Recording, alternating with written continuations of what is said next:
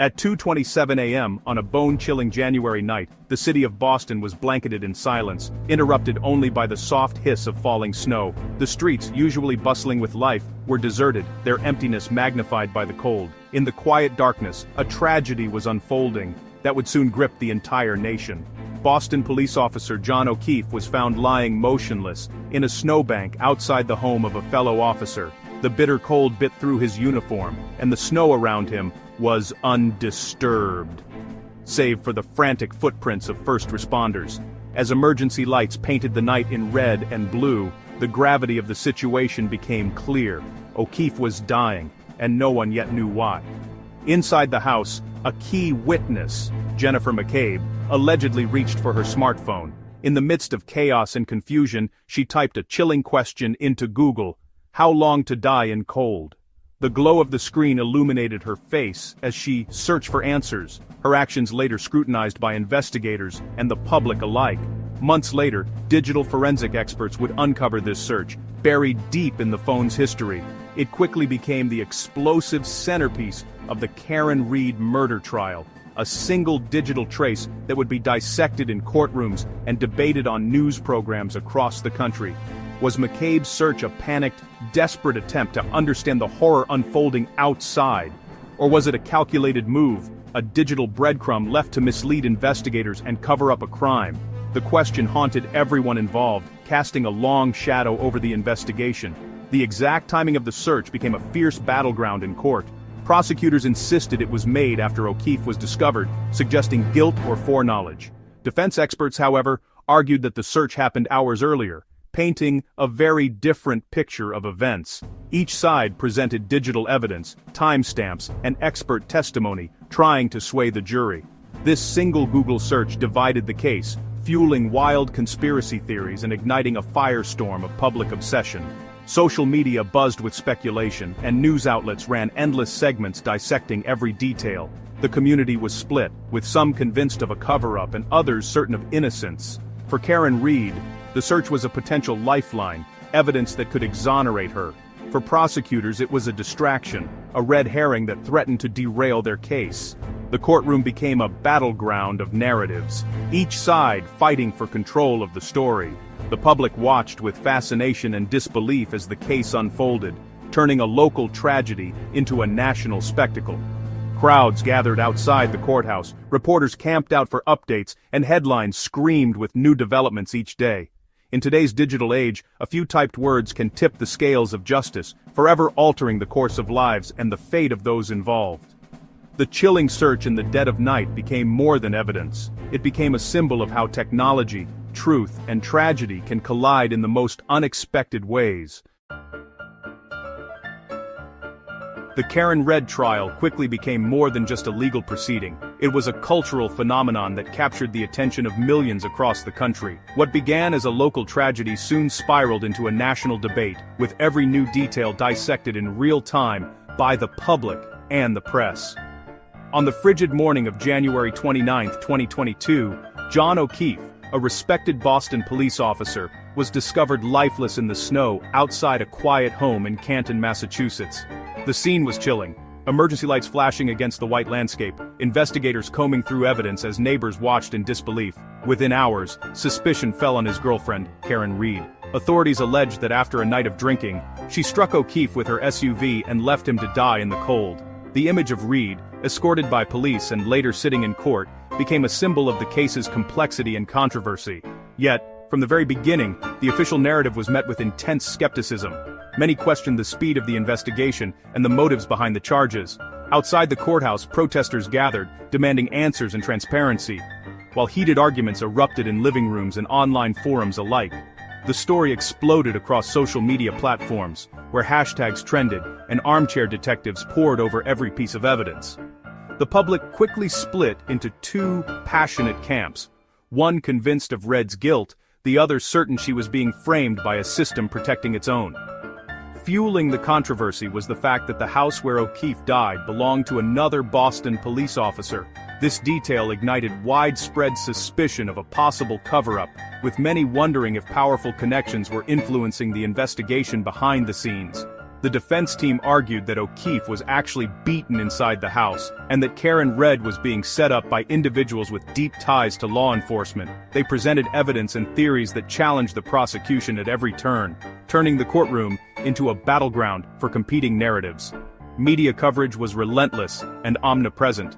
Journalists camped outside the courthouse, podcasts dissected every twist, and rallies drew crowds demanding justice for both O'Keefe and Reed. The case became a fixture in daily news cycles, with updates sparking fresh waves of debate. Across the nation, people tuned in, transfixed by the unfolding drama. The trial blurred the line between true crime entertainment and real life. As families discussed the case over dinner and strangers argued about it online, it was a story that seemed to touch everyone, regardless of where they lived. In the end, the Karen Reed trial became much more than a question of guilt or innocence. It was a referendum on trust in the justice system, exposing deep divisions in society and forcing the nation to confront uncomfortable questions about power, truth, and accountability. Amid the chaos and confusion surrounding the case, one voice began to rise above the noise: Aidan Kearney, a relentless blogger, activist, and self-styled investigator. While others hesitated, he dove headfirst into the controversy, determined to uncover what he believed was the real story behind the headlines. Kearney's passion for truth and justice drove him to work late into the night, sifting through documents, piecing together timelines, and refusing to let unanswered questions fade away. He didn't just report on the case, he became an active participant in the search for answers. Filing public records requests, tracking down witnesses, and even confronting key figures, Kearney's approach was hands-on and unyielding. He meticulously documented every step, leaving no stone unturned, and made sure that every new lead was pursued, no matter how small. Through daily live streams and viral social media posts, Kearney built a community of followers who were hungry for updates and eager to challenge the official narrative. His broadcasts became a rallying point for the Free Karen Reed movement, offering a platform for alternative theories and overlooked evidence. The digital world became his stage, and his audience grew with every new revelation. Kearney exposed inconsistencies in the prosecution's case, highlighted gaps in the evidence, and relentlessly questioned the motives of those in power. His investigations kept the case in the public eye, ensuring that it couldn't simply be swept under the rug. Headlines followed his discoveries, and the conversation around the trial shifted as a result. To his supporters, Kearney was a fearless truth-teller, unafraid to take on powerful institutions and demand accountability. But to his critics, he was a provocateur, accused of harassment, spreading misinformation, and stirring up division. The debate around his methods was as heated as the case itself, with passionate arguments on both sides. Kearney's work blurred the traditional boundaries between journalism, activism, and investigation. He was a reporter, an advocate, and a detective all at once, sometimes celebrated, sometimes condemned, but always at the center of the storm. His unique approach forced people to reconsider what it means to seek the truth in the digital age. The pressure he created forced both the prosecution and the mainstream media to respond. Officials were compelled to address questions they might have otherwise ignored, and journalists found themselves covering angles they hadn't considered before. Kearney's relentless pursuit of the story helped shape public perception and kept the case in the spotlight, but as his influence grew, so did the risks. Kearney soon found himself entangled in legal battles of his own, facing lawsuits and threats as a result of his reporting. He was no longer just an observer. He had become a central figure in the unfolding drama, with his own fate tied to the outcome. In today's world where social media can amplify a single voice to reach millions, Kearney demonstrated that anyone with determination and a platform can influence the course of a legal case far beyond the walls of the courtroom. The digital landscape became a battleground for truth, opinion, and justice. The Karen Red trial was no longer just about one woman's fight for justice. It became a powerful example of how digital activism, citizen journalism, and public engagement can shape the search for truth in the modern era. The prosecution painted a picture of a relationship gone fatally wrong. They argued that after a night of drinking, Karen Red, angry and intoxicated, struck O'Keefe with her SUV and left him to die in a blizzard. Physical evidence, broken taillight pieces, and O'Keefe's DNA on Red's vehicle supported their case. Witnesses described tension between the couple and Red's panicked calls after O'Keefe disappeared. Prosecutors highlighted Red's own words to first responders. "I hit him." They portrayed her as an unreliable narrator, her memory clouded by alcohol. The motive, they said, was jealousy and rage, a crime of passion. Their case was simple, a tragic act of violence, not a conspiracy. The defense countered with a far more explosive theory. They claimed Red was framed by those inside the house, including fellow police officers. O'Keefe, they argued, was beaten inside, then left outside to die, with evidence planted to implicate Red. The defense attacked the physical evidence, suggesting taillight pieces were staged and the SUV damage didn't match the injuries. They pointed to conflicts of interest in the initial police investigation. Federal experts testified O'Keefe's injuries weren't consistent with a vehicle strike, and the timing of McCabe's Google search became their smoking gun, suggesting knowledge of O'Keefe's fate before he was found.